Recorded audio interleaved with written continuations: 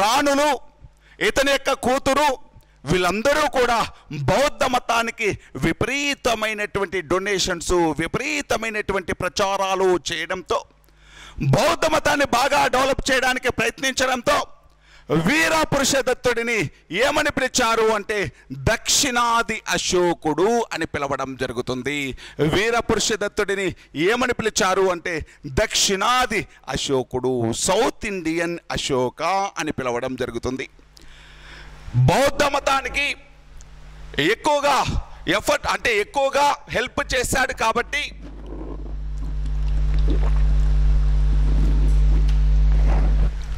బౌద్ధ మతానికి సర్వీస్ చేశాడు కాబట్టి ఆయనని ఏమని పిలిచారు అంటే దక్షిణాది అశోకుడు అని పిలవడం జరిగింది. అదేవిధంగా ఈ వీరపురుషదత్తుడు నాగార్జున కొండపై ఒక మహాచైత్యం ఉందా లేదా?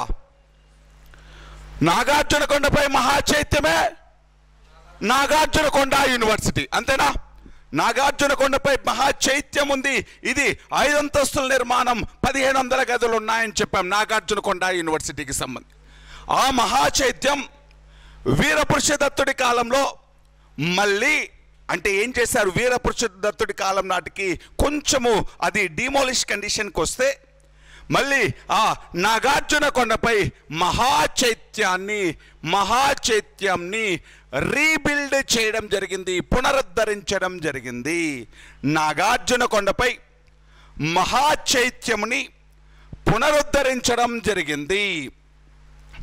నాగార్జున కొండపై మహాచైత్యంని రీబిల్డ్ చేశాడు, పునరుద్ధరించినటువంటి వ్యక్తి ఎవరు అంటే వీరపురుషదత్తుడు అనేటువంటి వ్యక్తి.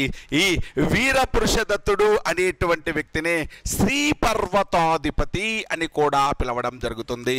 ఇతడినే ఏమని పిలిచారు అంటే శ్రీ పర్వతాధిపతి అని కూడా పిలవడం జరిగింది.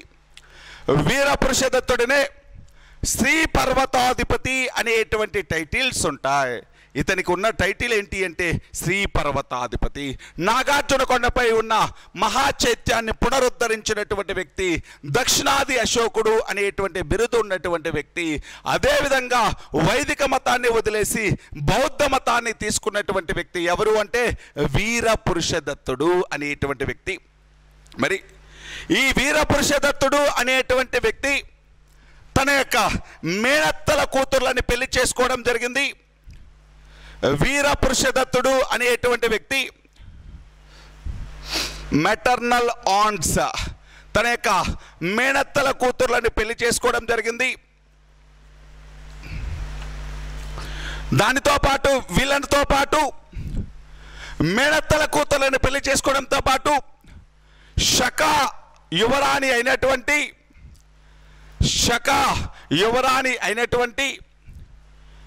రుద్రధర భట్టారిక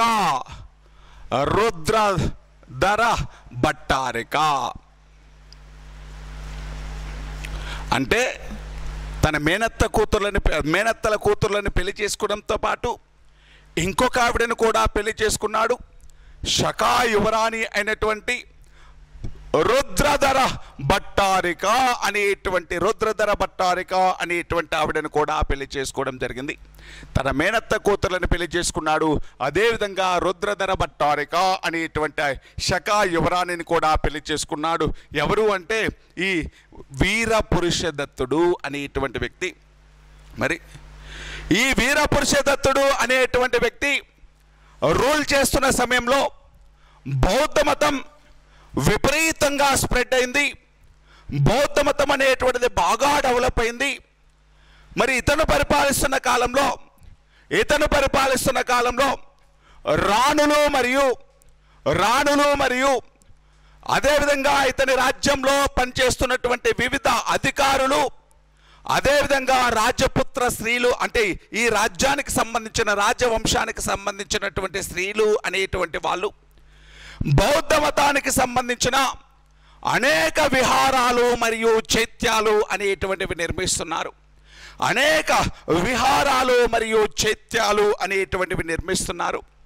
మరి ఈ వీరపురుషదత్తుడి కాలంలో రాజభాండాగారికుడు అయినటువంటి వీరపురుషదత్తుడి కాలంలో రాజా భాండాగారికుడు, భాండాగారికుడు అంటే ట్రెజరర్, భాండాగారికుడు అంటే ట్రెజరర్, కోశాధికారి. రాజా భాండాగారికుడు అయినటువంటి బోధి శర్మ యొక్క మేనకోడలు ఉపాసికా బోధిశ్రీ, ఉపాసికా బోధిశ్రీ. వీరపురుషదత్తుడి కాలంలో రాజా భాండాగారికుడు బోధి శర్మ యొక్క మేనకోడలు ఉపాసికా బోధిశ్రీ. పేరు చాలా చాలా ఇంపార్టెంట్ అండి, గుర్తుపెట్టుకోండి. రాజా భాండారికుడు బోధి శర్మ యొక్క మేనకోడలు ఉపాసికా బోధిశ్రీ అనేటువంటి ఆవిడ బౌద్ధ మతం కోసం, బౌద్ధ మత ప్రచారం కోసం అనేకమైనటువంటి నిర్మాణాలు, అదేవిధంగా అనేకమైనటువంటి డొనేషన్స్ అనేటువంటిది చేసింది. బౌద్ధ మత ప్రచారం కోసం అనేక నిర్మాణాలు నిర్మించింది. అదేవిధంగా అనేకమైనటువంటి డొనేషన్స్, విరాళాలు అనేటువంటిది ఇచ్చింది. మరి ఈ ఉపాసికా బోధిశ్రీ అనేటువంటి వ్యక్తి, ఉపాసికా బోధిశ్రీ అనేటువంటి వ్యక్తి ఏమేం నిర్మాణాలు చేసింది అనేటువంటిది చూద్దాం. నాగార్జున కొండపై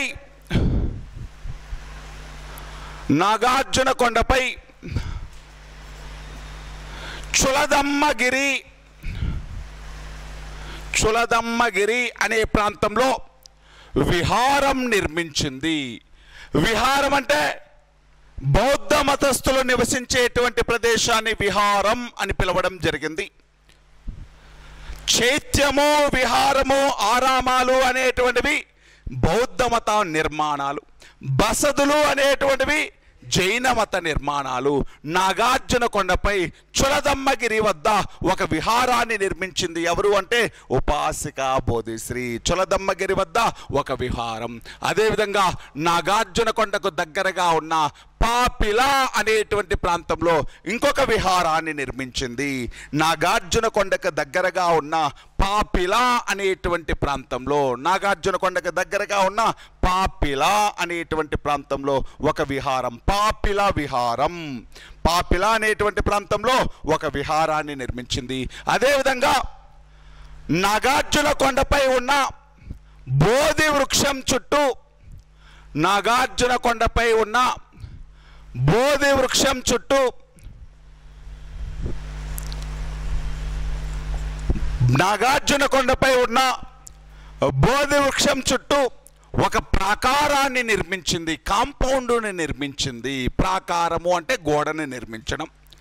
నాగార్జున కొండపై ఉన్న బోధి వృక్షం చుట్టూ ఒక ప్రాకారాన్ని నిర్మించింది. అదేవిధంగా శ్రీలంక దేశం నుంచి బౌద్ధమత అంటే శ్రీలంక దేశం నుంచి బౌద్ధమత ప్రదేశాల సందర్శన కోసం వస్తున్నటువంటి బౌద్ధ సన్యాసుల కోసం, అంటే శ్రీలంక దేశ బౌద్ధ సన్యాసుల కోసం నాగార్జున కొండపై బౌద్ధమత సన్యాసుల కోసం నాగార్జున కొండపై ఒక విహారం నిర్మించింది. శ్రీలంక దేశం నుంచి వస్తున్నటువంటి బౌద్ధ మతస్థుల కోసం నాగార్జున కొండపై విహారం నిర్మించింది. ఒక్కసారి చూడండి. బౌద్ధ మతం ప్రధానంగా ఎన్ని బ్రాంచ్లుగా డివైడ్ అయింది?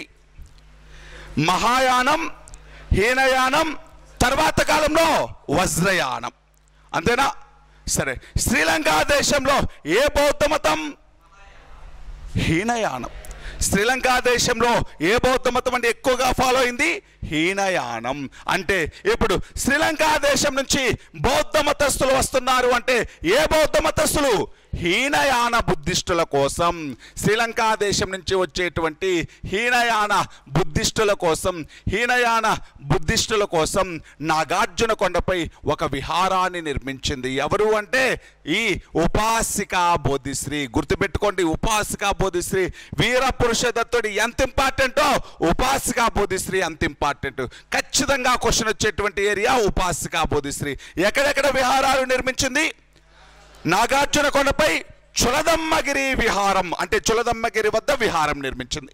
పాపిల వద్ద విహారం నిర్మించింది. నాగార్జున కొండపై బోధి వృక్షం చుట్టూ ఒక ప్రాకారాన్ని నిర్మించింది.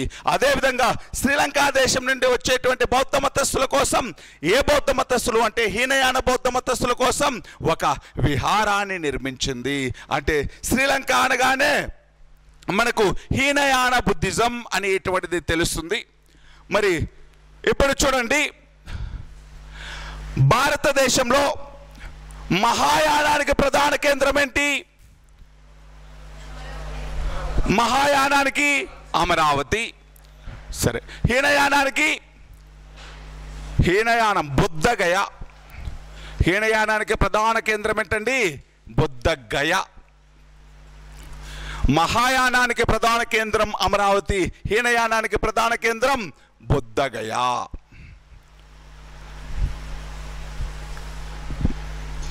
మహాయానానికి ప్రధాన కేంద్రం అమరావతి, హీనయానానికి ప్రధాన కేంద్రం బుద్ధగయ.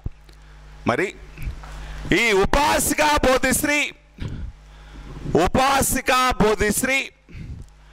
బౌద్ధ మత ప్రచారం కోసం, ఉపాసికా బోధిశ్రీ బౌద్ధ మత ప్రచారం కోసం కొంతమంది సన్యాసులని, బౌద్ధ మత సన్యాసులని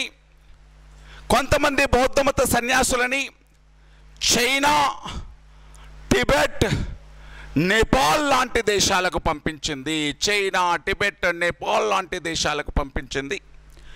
ఉపాసికా బోధిశ్రీ కొంతమంది బౌద్ధ సన్యాసులని బౌద్ధ మత ప్రచారం కోసం ఎక్కడికి పంపించింది అంటే చైనా, టిబెట్, నేపాల్ లాంటి దేశాలకు పంపించింది. ఎవరు అంటే ఉపాసికా బోధిశ్రీ. మళ్ళీ ఒకసారి చూడండి, వీరపురుషదత్తుడు అనేటువంటి వ్యక్తిని దక్షిణాది అశోకుడు అని పిలుస్తున్నాం. ఇతనికే ఇంకొక టైటిల్ ఉంది, శ్రీ పర్వతాధిపతి అనేటువంటి టైటిల్ కూడా ఉంది. మరి ఈ వీరపురుషదత్తుడు వైదిక మతాన్ని వదిలేసి బౌద్ధ మతంలోకి కన్వర్ట్ అవ్వడం జరిగింది. ఇతడు బౌద్ధ మతాన్ని తీసుకున్నట్లు ఎలా చెప్తారు అంటే, నాగార్జున కొండపై దొరికినటువంటి ఒక శిల్పంలో ఒక శివలింగాన్ని ఒక హిందూ రాజు తొక్కుతున్నట్లు ఉండేటువంటి శిల్పం దొరికింది. ఆ శివలింగాన్ని తొక్కుతున్నటువంటి రాజు ఎవరో కాదు, వీరపురుషదత్తుడే అని ఎక్కువ మంది నమ్మడం జరుగుతుంది. ఇతను తన యొక్క మేనత్తల కూతుర్లని పెళ్లి చేసుకున్నాడు. అదేవిధంగా శకా యువరాణి అయినటువంటి రుద్రధర భట్టారిక అనేటువంటి ఆవిడను కూడా పెళ్లి చేసుకున్నాడు వీరపురుషదత్తుడు అనేటువంటి వ్యక్తి. ఈ వీరపురుషదత్తుడి కాలంలో బౌద్ధ మతం అనేటువంటిది బాగా ప్రచారం చేయబడింది. బౌద్ధ మతానికి అనేకమైనటువంటి విహారాలు, చైత్యాలు నిర్మించడం జరిగింది.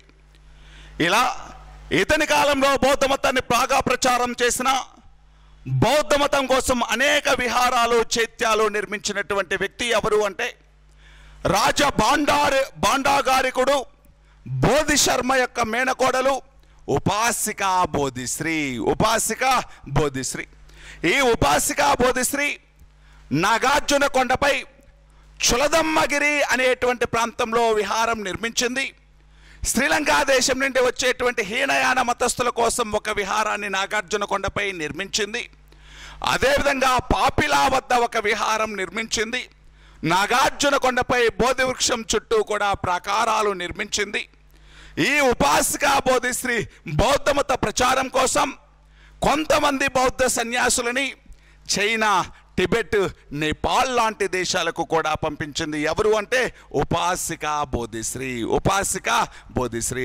రాజులు మాత్రం ఏ మతాన్ని ఫాలో అయ్యారు? మ్యాక్సిమం రాజులు వైదిక మతము, రాణులు మరియు సాధారణ ప్రజలు మాత్రం బౌద్ధ మతము. కానీ వీరపురుషదత్తుడు కూడా ఏ మతాన్ని ఫాలో అయ్యాడు? బుద్ధిజాన్ని ఫాలో అయ్యాడు, బౌద్ధ మతాన్ని ఫాలో అయ్యాడు. ఇతని కాలంలో బౌద్ధ మతం అనేటువంటిది పీక్ స్టేజ్కి వెళ్ళిపోయింది, చాలా బాగా డెవలప్ అయింది. ఎవరి కాలంలో అంటే వీరపురుషదత్తుడి కాలంలో.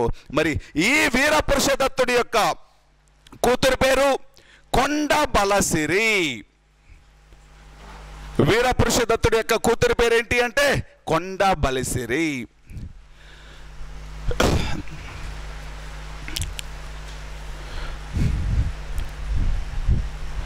వీరపురుషదత్తుడి యొక్క కూతురు పేరు కొండబలసిరి.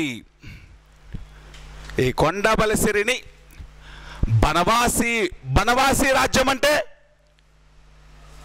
బనవాసి లేకపోతే వైజయంతి రాజ్యం కర్ణాటక ప్రాంతాన్ని రూల్ చేసింది. బనవాసి లేకపోతే వైజయంతి రాజ్యం ఏ ప్రాంతాన్ని రూల్ చేసింది? కర్ణాటక.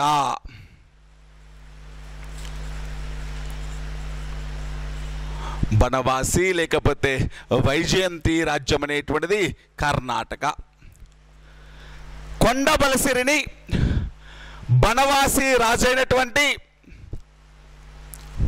శివానంద శాతకర్ణికిచ్చి పెళ్లి చేయడం జరిగింది. తన కూతురైనటువంటి కొండబలసిరిని శివానంద శాతకర్ణికిచ్చి పెళ్లి చేయడం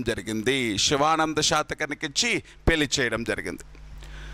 తన కూతురైనటువంటి కొండబలసిరిని బనవాసి రాజు అయినటువంటి శివానంద శాతకర్ణికిచ్చి పెళ్లి చేయడం జరిగింది. ఇది ఎవరికి సంబంధించింది అంటే వీరపురుషదత్తుడికి సంబంధించింది. ఇతడు వేయించిన శాసనాలు ఏంటండి? నాగార్జునకొండ శాసనం, అల్లూరు శాసనం, జగ్గయ్యపేట శాసనం, దాంతో పాటు ఉప్పుగుండూరు శాసనం. నాగార్జునకొండ శాసనం, అల్లూరు శాసనం, ఉప్పుగుండూరు శాసనం, జగ్గయ్యపేట శాసనం ఎవరివి అంటే వీరపురుషదత్తుడివి. వీరపురుషదత్తుడి యొక్క కూతురు పేరు కొండబలసిరి. కొండబలసిరిని ఎవరికిచ్చి పెళ్లి చేశాడు అంటే బనవాసి రాజు అయినటువంటి శివానంద శాతకర్ణికిచ్చి పెళ్లి చేయడం జరిగింది. శివానంద శాతకర్ణికిచ్చి పెళ్లి చేశాడు. నెక్స్ట్ మూడవ ఇక్ష్వాక రూలర్ యెహోవల శాంతమాలుడు.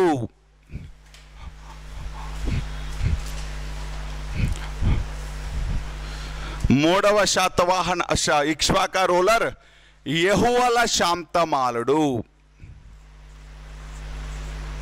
ఇతన్నే ఏమని పిలిచామండి? రెండవ శాంతమాలుడు అని కూడా పిలుస్తాం.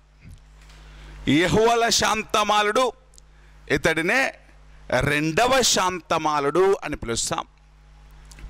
యెహోవల శాంతమాలుడు అనేటువంటి వ్యక్తి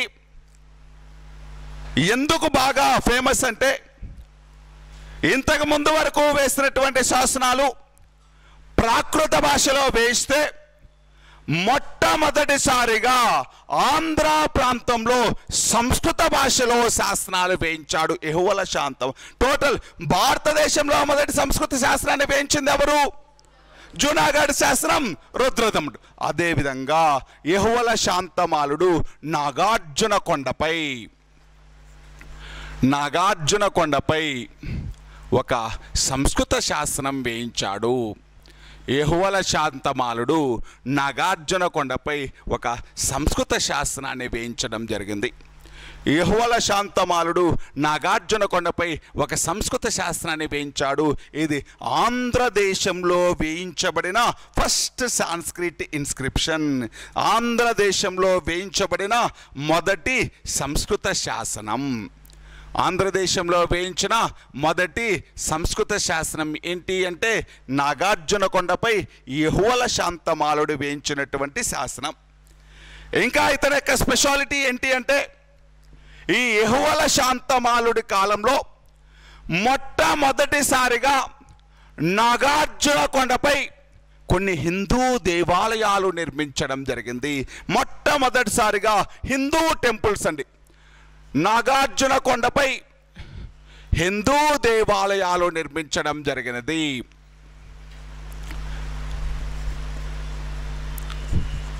ఇంతకుముందు నిర్మించినవన్నీ కూడా చైత్యాలు, విహారాలే, బౌద్ధ మతానికి సంబంధించిన నిర్మాణాలే.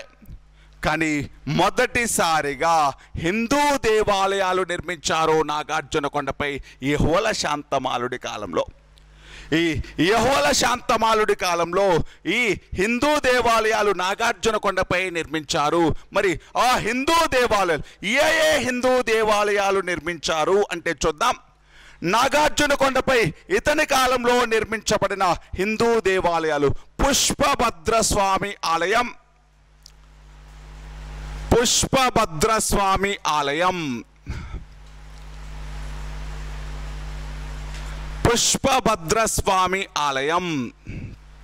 దీనిని ఎవరు నిర్మించారు అంటే యెహోవా శాంతమాలుడి యొక్క కొడుకైనటువంటి యెహోవా శాంతమాలుడి యొక్క కొడుకైనటువంటి రెండవ వీర పురుషదత్తుడు, రెండవ శాంతమాలుడి యొక్క కొడుకైనటువంటి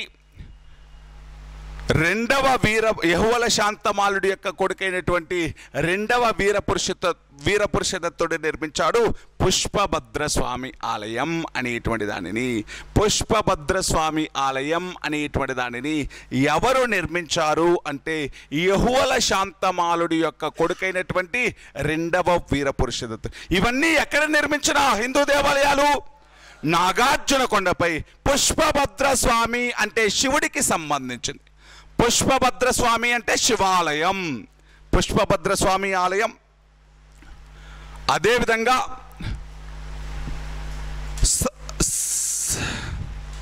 సర్వేశ్వర ఆలయం, సర్వేశ్వర ఆలయం, పుష్పభద్రస్వామి ఆలయం, సర్వేశ్వర ఆలయం. ఇతని సేనాధిపతి ఎలిసిరి నిర్మించాడు. ఎలిసిరి. దీన్ని నిర్మించింది ఎవరు అంటే సర్వేశ్వర ఆలయం. ఇతని సేనాధిపతి ఎలిసిరి నిర్మించడం జరిగింది. ఇతని సేనాధిపతి ఎలిసిరి నిర్మించడం జరిగింది.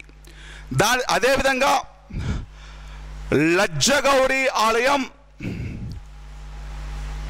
నవగ్రహ ఆలయం, నవగ్రహ ఆలయం, లజ్జగౌరి ఆలయం, దుర్గాదేవి ఆలయం, లజ్జగౌరి ఆలయం, నవగ్రహ ఆలయం, దుర్గాదేవి ఆలయం. దానితో పాటు అష్టభుజ స్వామి ఆలయం, అష్టభుజ స్వామి ఆలయం. పుష్పభద్ర స్వామి ఆలయం, సర్వేశ్వర ఆలయం, లజ్జగౌరి ఆలయం, నవగ్రహ ఆలయం, దుర్గాదేవి ఆలయం, అష్టభుజ స్వామి ఆలయం. ఈ హిందూ దేవాలయాలన్నీ కూడా నాగార్జునకొండపై నిర్మించడం జరిగింది. ఎవరి కాలంలో అంటే యెహోవా శాంతమాలుడి కాలంలో. మరి ఈ అష్టభుజ స్వామి ఆలయం అనేటువంటిది విష్ణు ఆలయం. అష్టభుజ స్వామి ఆలయం అనేటువంటిది విష్ణు ఆలయం. ఇక్కడ ఒకసారి చూద్దాం. ఈ అష్టభుజ స్వామి ఆలయం అనేటువంటి దానిని, ఇది ఒక విష్ణు ఆలయం. దీనిని నిర్మించింది శక వంశానికి సంబంధించిన సేనాధిపతి, శక వంశానికి సంబంధించిన సేనాధిపతి శకసేనుడు అనేటువంటి వ్యక్తి. అష్టభుజ స్వామి ఆలయాన్ని నిర్మించినటువంటి వ్యక్తి శకవంశానికి సంబంధించిన సేనాధిపతి, శకరాజుల వద్ద సేనాధిపతిగా ఉన్న శకసేనుడు అనేటువంటి వ్యక్తి. శకరాజుల వద్ద సేనాధిపతిగా ఉన్న శకసేనుడు. ఒకసారి చూద్దాం. ఈ అష్టభుజ స్వామి ఆలయం అనేటువంటిది, అష్టభుజ స్వామి ఆలయం అనేటువంటిది ఒక విష్ణు ఆలయం. దీనిని నిర్మించింది శకసేనుడు అనేటువంటి శకవంశానికి సంబంధించినటువంటి సేనాధిపతి. ఒక్కసారి చూద్దాం. శకవంశానికి సంబంధించిన సేనాధిపతి కాదండి, అబీర వంశానికి సంబంధించిన అని రాసుకోండి. అబీర వంశపు రాజు అబీర వంశపు రాజు వసుసేనుడు, అబీర వంశపు రాజు వసుసేనుడి యొక్క సేనాధిపతి శకసేనుడు. మళ్ళీ చెప్తాను చూడండి, ఒక్కసారి చూడండి. యెహోవా శాంతమాలుడి కాలంలో నాగార్జున కొండపై హిందూ దేవాలయాలు అనేటువంటివి నిర్మించారు. ఆ హిందూ దేవాలయాలు పుష్పభద్ర స్వామి ఆలయం, అదేవిధంగా సర్వేశ్వర ఆలయం, దానితో పాటు లజ్జగౌరి ఆలయం, నవగ్రహ ఆలయం, దుర్గాదేవి ఆలయం నిర్మించారు. అష్టభుజ స్వామి ఆలయాన్ని నిర్మించారు. ఇది ఒక విష్ణు ఆలయం. దీనిని నిర్మించింది అబీర వసుసేనుడి యొక్క సేనాధిపతి, అబీర వసుసేనుడి యొక్క సేనాధిపతి శకసేనుడు. అబీర వసుసేనుడి యొక్క సేనాధిపతి శకసేనుడు. ఇప్పుడు చూద్దాం.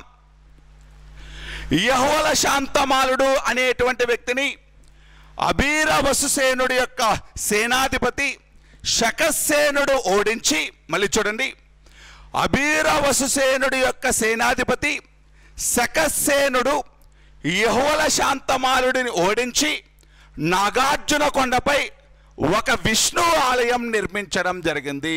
ఈ యెహోవా శాంతమాలుడిని ఓడించి నాగార్జున కొండపై ఒక విష్ణు ఆలయం నిర్మించాడు. అదే అష్టభుజ స్వామి ఆలయం.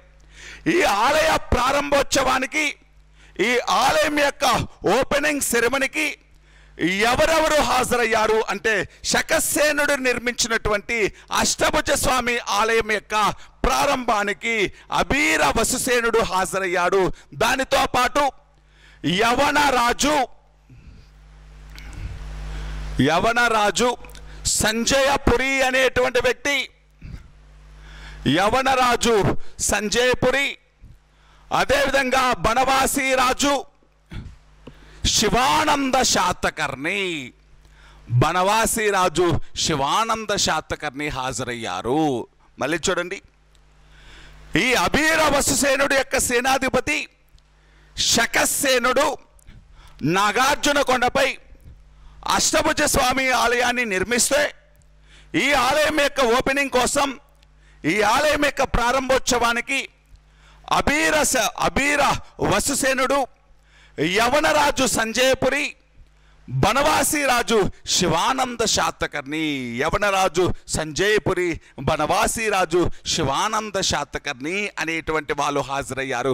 అంటే దీనిని బట్టి ఈ ఇక్ష్వాకుల యొక్క రాజ్యంలో భాగమైన నాగార్జున కొండ వద్ద శకసేనుడు అనేటువంటి వ్యక్తి, అబీర వంశపు సేనాధిపతి అయినటువంటి శకసేనుడు ఒక గుడి నిర్మించాడు. అంటే అర్థం, ఈ అబీరుల చేతుల్లో ఎవరు ఓడిపోయారు?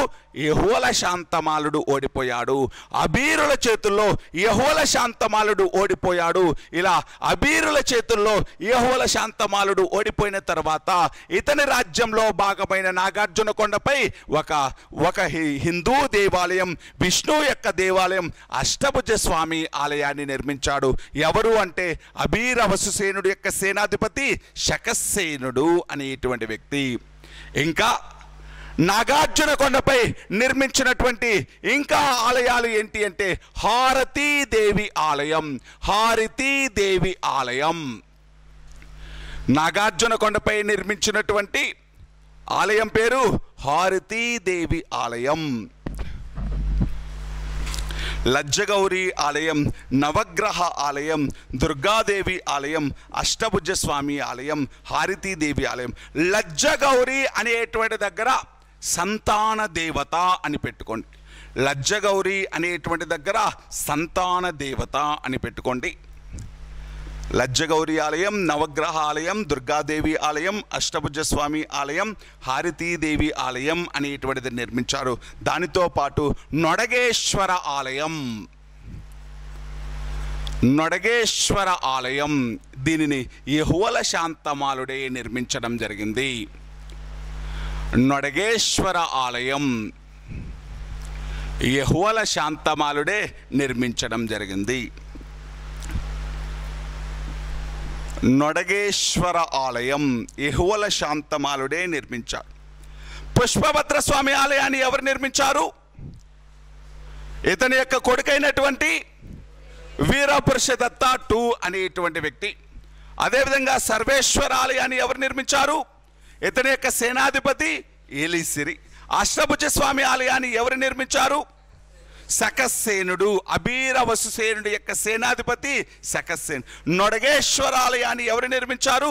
యెహోవల శాంతమాలుడు. నొడగేశ్వర ఆలయాన్ని ఎవరు నిర్మించారు అంటే యెహోవల శాంతమాలుడు అనేటువంటి వ్యక్తి, యెహోవల శాంతమాలుడు. అదేవిధంగా ఈ యెహోవల